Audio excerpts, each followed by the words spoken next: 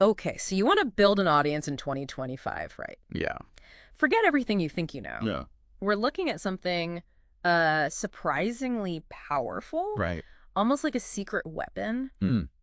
the newsletter. The newsletter. Think of it as a cheat code Ugh. to not just reaching people, Right. but building a real connection that can unlock a ton of different business opportunities. Yeah, and that's why you're here. Exactly. To get the inside track as efficiently as possible. Yeah. So to break this down, we've got some incredible minds in the mix here. Yes. Starting with Matt McGarry, who's like deep in the newsletter world. Yeah. And then Greg Eisenberg. Digital marketing innovator. Exactly. So we're also pulling insights from Adam Enfroy Love Adam Enfroy. about how to actually build and monetize these things. Yeah. The nuts and bolts. The nuts and bolts. So our mission today. Yeah. 10 newsletter business blueprints for 2025. Love it. Curated by Matt McGarry. Yeah. With Greg Eisenberg's hot takes. Spicy. All designed to get you going like right now. Yeah.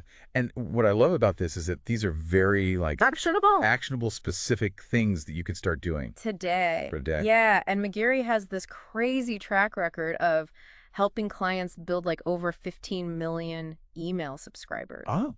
Which is nuts. It's a lot of people. It is. It is a lot of people. And what's really cool is that Eisenberg sees these newsletters as more than just your typical newsletter. He sees them as like potential springboards to launch bigger things. Yeah. So think like marketplaces, agencies, even software companies. Even software companies. So are we ready to dive into these 10 ideas? I think so. Let's do it. Are you ready? What I find really fascinating is how each of these newsletter ideas actually taps into some pretty big shifts that are happening in the market. It's true. So let's start with the first one. The marketing newsletter for global talent. Yeah, I love this one. All right, so McGarry's noticed something really interesting.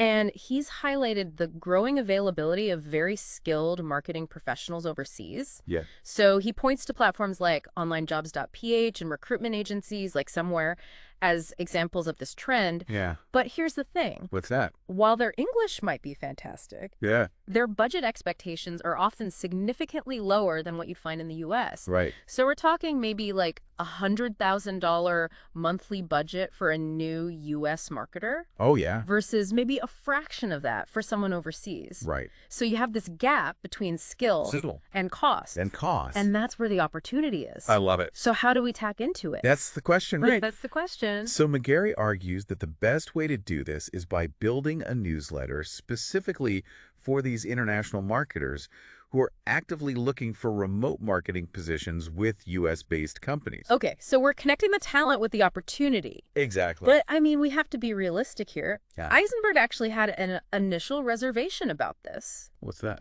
So he's seen that when you try to acquire a huge number of subscribers very cheaply, for example, through Facebook ads in places like India for just a few cents each. Right. You can often end up with a massive but maybe less engaged audience. Yeah. And that might be tougher to monetize directly. So it's a numbers game, right? It is a numbers game, but it's a smart numbers game. Right. Because McGarry's not just focused on the sheer volume of subscribers. Okay. He's arguing that while those subscribers themselves have value, the real leverage comes from connecting them with Western companies who are looking to tap into that talent pool at a more competitive cost. Yeah, that's the real key here. So it's all about providing that bridge between the two. I love it. And the newsletter structure actually directly supports this. So what does that look like? So he suggests 3 key components. Okay. The first is a curated list of remote marketing job openings specifically aimed at overseas talent. Okay, so they're getting value right away. They're getting value right away. Yep. The second is relevant news and updates from the digital marketing world. Oh, keeping them in the loop. Keeping them in the loop. Yeah. And then the third one is practical, actionable tutorials on specific marketing skills. I love that. And this is all about giving them value, keeping them engaged. Yeah. But also creating natural pathways for businesses to find and connect with them. That's smart. So it's like this win-win for both sides. So how do you make money with this? The million-dollar question. Exactly. Well, McGarry outlines 4 specific ways. Okay, let's hear them. All right. So the first one is having a dedicated job board where companies can list their remote marketing roles specifically aimed at this overseas talent. Yeah. Now, he suggests charging companies maybe $300 to $500 for a boosted listing that gets prime placement in the newsletter. I like that. Reaching those 20,000 plus marketers. Okay, so that's the first way. That's the first way. What's next? The second one, and this is really clever, is gathering specific data from subscribers during that sign-up process. Okay. So things like their work experience, Okay. their current job title and level, Yeah. the types of companies they've worked for, Okay. their specific marketing skills. Oh, that's smart. So now you can do highly targeted, sponsored email campaigns on behalf of job advertisers. So, like, if a company's looking for Exactly. like a senior SEO specialist with an e-commerce experience, They can pay a premium they could pay a premium. to reach exactly those candidates. So maybe $1,000 to $3,000 per blast. I like that. That's the power of targeted data. Right. Okay, so what's number 3? Number 3 is exploring partnerships or even establishing your own overseas recruiting agency. Now, Eisenberg actually thinks that building your own agency from scratch is a pretty big undertaking. Yeah, that's a lot. It is a lot, but he highlights this really smart approach taken by people like Nick Huber of Sweaty Startup, who partnered with an existing agency like somewhere.com.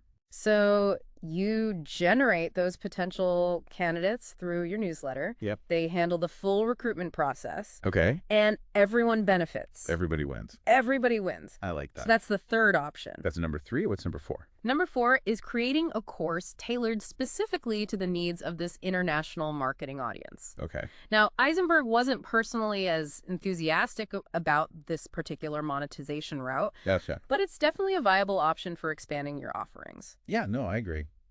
So McGarry even gives us some potential numbers to work with here. Okay, I like numbers. Let's hear it. So assuming a 25-cent cost to acquire a subscriber through advertising, Okay. and let's say a $5,000 monthly ad budget, Yep. you could potentially gain 20,000 new subscribers each month. Wow. And based on job posting fees and those targeted recruiting blasts, Yeah. he estimates a potential monthly revenue of around $28,000 with an audience in that 20,000 to 40,000 range. And that feels achievable, right? It feels realistic. Yeah. You're not talking about 1 million subscribers. You're not talking about 1 million subscribers. 20,000 to 40,000 feels very doable. Very doable. I like it. Okay, so let's move on to newsletter idea number 2. All right, number 2, let's go.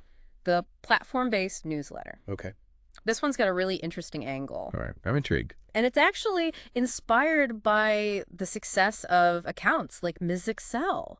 Oh, Ms. Excel, I've seen her. Or Mix Excel. Yeah. You know, learning Microsoft Excel engaging on platforms like TikTok. Good talk, yeah. So the fundamental concept here is to create a newsletter that focuses on helping people become more proficient in using a specific tool Okay. or platform within a particular industry. All right. So think about it like this. Ableton for music production. Ableton, yeah. DaVinci Resolve for video editing. Yeah. Notion for project management and workflows. I use Notion You use Notion. for everything. Canva for graphic design. Canva, Figma for interface design. Figma. Klaviyo for e-commerce marketing automation. Even Perplexity AI for research. For research perplexity. The key is to choose a platform that has a dedicated user base who are eager to improve their skills. And probably spend money And probably spend money. to improve those skills. Exactly. So how do you make money with this type of newsletter? Well, McGarry emphasizes the potential of becoming an affiliate partner for the platform itself. Okay, so that's smart. It's really smart. Leverage that existing audience. So imagine earning a recurring commission. Okay. Let's say 20 to 50% on software subscriptions that your newsletter subscribers sign up for through your unique link. Right. That can add up really fast. That adds up quick. And Eisenberg makes a great point that down the line, Yeah. these platforms might even look to acquire successful newsletters that are driving user adoption. So you build the audience. You build the audience. And then they come knocking Exactly. to buy the whole thing. So that's one way. That's one way. What else? Another smart tactic is selling templates. So if your newsletter focuses on mastering HubSpot, for example, Yeah. you could develop high-performing HubSpot templates for email marketing, Yep. landing pages, Landing pages, yeah. whatever. Whatever they need. And then you could offer them as a free bonus for subscribers who sign up for a paid HubSpot account through your affiliate link, Right. or you could sell them directly as digital products. I like that. Digital assets like these have great profit margins. Yeah, because it costs to produce them. Very low. Very low. But it doesn't stop there. Oh, there's more. There's I more. love it. As your newsletter audience grows, Yeah. you're essentially building this highly targeted group of users Yeah. who are very likely to be interested in complementary software as a service tools. Right, SaaS tools. SaaS tools. Yep. So Eisenberg suggests that you could not only promote existing tools as an affiliate, Yeah. but with these new AI-powered development platforms like Replit or Vercel, I've heard of that. you could explore building your own simple SaaS tools to address specific needs within your niche. Wow. So you go from newsletter to software. That's the beauty of it. That's amazing. Okay, so the third newsletter idea, which is the unofficial sports team newsletter. Okay. This is one that Eisenberg wasn't too keen on. Really? Yeah, he had some reservations about it. Like what? Well, he could see it being enjoyable for, like, hardcore fans. Yeah.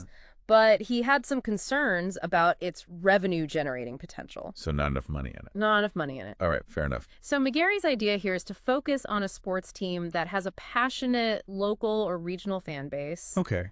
but maybe doesn't receive as much mainstream media coverage. Right. So think like your local minor league baseball team, Oh, yeah. college sports team. College sports, yeah. You definitely stay away from the major national franchises, Okay. like the Dallas Cowboys. Gotcha. The content strategy here would revolve around curating the best discussions and insights from online communities, Oh, that's interesting. like subreddits and fan forums. Yeah? And you could even invite active contributors from those spaces to write for your newsletter. That's smart. And then the idea is that you could potentially scale this up by covering multiple teams. So you have like a network of these sports newsletters. A network of sports newsletters. Yeah. Monetization would probably involve local business sponsorships and creating paid community spaces on platforms like Discord or Facebook for those diehard fans. Okay. But Eisenberg's main concern is that you'd need to operate a ton of these individual team newsletters to actually generate any real money. Right. So while each newsletter might have the super engaged audience, Yeah. the effort required to manage like a dozen different newsletters might not be worth it from an ROI perspective. The juice might not be worth the squeeze. Exactly. Gotcha. Okay, so let's move on to idea number 4. All right. The local real estate investor newsletter. I like real estate. This one's got some serious potential. All right, let's hear it. So McGarry actually points to some successful examples in the real estate newsletter space, like the founders of Bizno Media, who built a massive business around this. Wow. So this specific idea targets real estate investors in cities with populations ranging from about 200,000 to 1 million people. Okay, so mid-sized cities. Mid-sized cities. Got it. So who exactly are we targeting? That's the question. It's local investors Okay. who are actively looking for investment properties within that specific geographic area. So they're looking for deals. They're looking for deals. Yeah. So the content creation process is pretty cool. All right, I'm listening. It involves actively discovering those potential investment properties through platforms like Zillow or by building relationships with local real estate agents. So you're out there hustling. You're out there hustling. Yeah. But McGarry suggests that once you have a system for identifying good investment properties in your chosen area, you could actually outsource that initial property identification. Oh, that's smart. To a VA or even leverage AI tools. So you're not doing all the legwork yourself. You're not doing all the legwork yourself. Yeah. Okay, so each newsletter would then feature a curated list of, let's say, 10 to 20 high-quality investment property listings. Okay. But the real value add here Yeah. is enriching those listings with crucial information. Like what? Like current mortgage rates. Okay. Projected return on investment forecasts. Yeah. So it's similar to what the offer sheet does for Airbnb properties. Right. And they've built a massive subscriber base of over 100,000 people. Wow. So there's a demand for this type of information. For sure. All right, so now how do we get people to subscribe to this? Yeah. Growth is key. Growth is key. What are the tactics? So McGarry suggests using targeted Facebook advertising with a cost per acquisition goal of like $2 or less. Okay. Another tactic is promoting the newsletter within relevant local Facebook groups and subreddits. Right. But the key here is you have to add value to those communities. Don't just spam them with your newsletter. Nobody likes a spammer. Nobody likes a spammer. Right. And then the third tactic is leveraging pre- and post call to actions on your social media channels. Oh, that's smart. To tease the valuable content that's in your newsletter and encourage people to sign up. I like that. And you can draw inspiration from examples set by McGarry himself and Justin Welsh. Justin Welsh, yeah, he's killing it. So now how do we make money with this? Yeah, how do we monetize it? Monetization for this niche is actually really diverse. Okay, I'm all ears. So you can sell advertising space Right. to local businesses that cater to real estate investors, So like who? like local real estate law firms, Okay. accounting services specializing in real estate, Got it. mortgage brokers, insurance providers, you name it. Yeah, that makes sense. Now, McGarry has this interesting approach to ad sales initially. Oh, what's that? He suggests offering a guaranteed number of clicks for a flat fee. So, for example, 500 clicks at $5 per click for a $2,500 upfront payment. So they know exactly what they're getting. They know exactly what they're getting. Yeah, I like that. And then as your subscriber base grows, Ah. McGarry estimates you could potentially get 5,000 to 10,000 subscribers. Wow. You can expand your coverage to nearby cities Oh, that's smart. and explore other revenue streams, Like what? like hosting local in-person real estate investment seminars or workshops, Oh, yeah. and charge attendance fees. So like how much are we talking? Maybe $500 to $1,000 per seat. Wow. You could also offer premium subscriptions All right. with access to exclusive paywalled property listings. So the really good deals. The really good deals Yeah, for maybe like $1,000 per year. that makes sense. So the income potential here is huge. So how much are we talking? McGarry's projections show that you could potentially make $190,000 per year with a subscriber base of 5,000 to 10,000 people, Wow. which is pretty impressive. It is impressive. And what's really key here is that you don't need this massive general audience Right. to make a significant amount of money. You're going niche. We're going niche. You're going deep. deep. Deep. Not wide. And that's often what surprises people. It's counterintuitive, It is. but it works. It works. So we've got this highly targeted audience that's valuable. Very valuable. But it also could be a really attractive target for an acquisition down the line. Absolutely. Interesting. Okay, so newsletter idea number 5. Number 5. The B2B Decision Maker newsletter. Okay. Eisenberg is a huge fan of this model, He is. and for good reason. Why? Because you don't actually need a huge number of subscribers. Okay. Even a relatively small, highly targeted list of, say, 2,000 C-suite executives can be incredibly valuable to sponsors. Yeah, because those people have the budgets. They have the budgets. And make the decisions. Yeah, exactly. So businesses are willing to pay top dollar to reach those individuals. Top dollar. But how do you actually get those subscribers in the first place? That is the challenge. Yeah. But McGarry outlines a few key strategies. Let's hear them. So the first is engaging in direct conversations with executives within your target industry Okay. to understand their specific information needs. You're doing your research? Doing the research. Yeah. The second is proactively asking for introductions within their professional networks. So leverage those connections. Leverage the connections. Yeah. And then the third is creating highly relevant, concise, summarized content. Okay.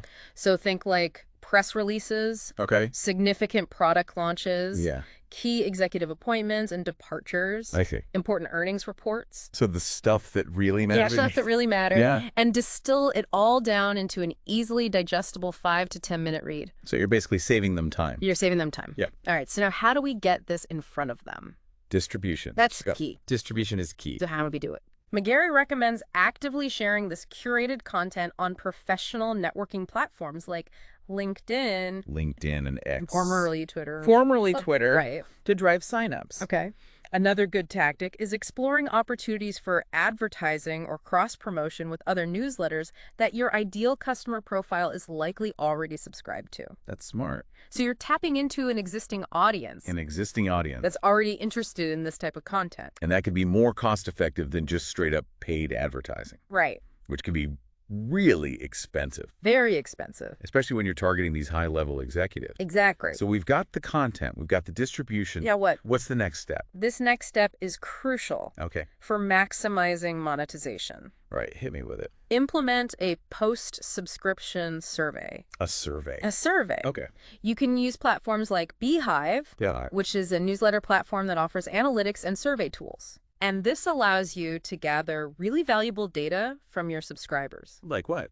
Their job title, Okay. the industry they work in, Yeah. the size of their company, Got it. their geographic location. So you're really getting granular. Really granular. And the data. And being able to prove to potential sponsors that a significant portion of your subscriber base matches their ideal customer profile. Yeah, Gives you a lot of leverage when negotiating sponsorship deals. it makes sense. Eisenberg loves this model He does. because those B2B decision makers typically have a lot of purchasing power Yeah. and budget control. They're the ones signing the checks. They're the ones signing the checks. Great. And he even suggests that this could potentially evolve into selling software solutions tailored to their specific needs. So you go from newsletter to software again. I love that. Okay, let's move on to idea number 6. Okay. Providing niche ad examples specifically for media buyers. Okay, so we're getting into the weeds of advertising here. We're getting into the weeds. Yeah. And this addresses a very specific need within the advertising industry. What's that? Media buyers are always looking for inspiration and examples of high-performing ad creative to improve their own campaigns. Right. So McGarry points out that while there are some newsletters out there like Ad Professor and Biddy Co. Yeah, I've heard of those. that offer general ad inspiration, Yeah. there's a gap in the market for newsletters that curate ad creative specifically within particular niches. So, like, what kind of niches are we talking? Like SPA, Software as a service. information products, Yeah. lead generation campaigns, I see. things like that. So you're getting really specific. Really specific. Yeah. So the basic idea here is to create a newsletter that's broken down into maybe 3 to 4 sections, Okay. with each section showcasing ad examples from a different relevant niche. Okay, so, like, each week you might have a different set of niches. Exactly. I like that. So the content creation process Yeah. involves first identifying the specific niches you want to cover. And then building a spreadsheet to track successful ad examples within those niches. So you're doing your research. So doing your research. Yeah. And the key here is to use platforms like the Meta Ad Library. Meta ad library. So Facebook and Instagram Ads Library. Okay. And look for ads that have been running for a while Okay. on accounts that seem to have big ad budgets. So they're spending money. They're spending money, And the ad's still running. which means it's probably working. It's probably working. So then you would select, let's say, 3 to 6 compelling ad examples for each niche Okay. and add a brief 1 to 2 sentence summary providing context for each ad. So people know what they're looking at. Exactly. All right. So how do we make money with this? So the monetization strategies here are pretty straightforward. Okay. You can paywall the majority of your content. Okay. McGarry suggests around 80%. 80%. You could offer downloadable Canva templates of the featured ad designs for subscribers to adapt. Oh, that's a good one. You can sell sponsorships to advertisers who specifically want to reach paid marketing professionals. Yeah. And you could potentially build a community or membership program or even a course for this really targeted audience. Wow. Eisenberg sees a massive opportunity here. He does. That's really underserved. Interesting. Okay, so newsletter idea number 7. All right. Number 7. This one takes a more unconventional approach, Okay. I'm listening. but it could be really engaging. All right. Lay it on me. It's called This Week in Memes. This Week in Memes. Okay. So the concept is to explain current news stories through the lens of internet memes. Oh, that's funny. Right. Yeah. And acknowledging that most newsletters are still very text-heavy. Very text heavy. Yeah. So McGarry mentioned some existing examples of visually focused newsletters like Charter and Smart Nonsense. Okay. But he points out that no one's really focusing specifically on explaining the news primarily through memes. So there's a gap. There's a gap. I like it. So the workflow here would involve identifying a big news story or trend. Okay. Selecting a relevant meme. You got to pick the right meme. Gotta pick the right meme. Yeah. You can use resources like Reddit X, memelord.tech, memalislalerts.com, I'll have to check those out. and then writing a concise and witty summary of the news story. Okay. Maybe 100 to 250 words. Keep it short. Keep it short and sweet Okay. to provide context for the meme. I like it. Now, McGarry suggests focusing on prosumer niches. So like what? Business, tech investing, finance. Okay. For better monetization potential. Those people have money to spend. They do. Yeah. But Eisenberg sees this as part of a bigger trend What's that? towards more visual communication in newsletters in 2025. Oh, interesting. So incorporating not just memes, Yeah. but also infographics, GIFs, and other visual elements To combat information overload? to combat information overload and that text fatigue. I'm definitely feeling that. We all are. Yeah. So he thinks that making newsletters feel less like homework Less like homework. is going to be a key to success in the future. I agree.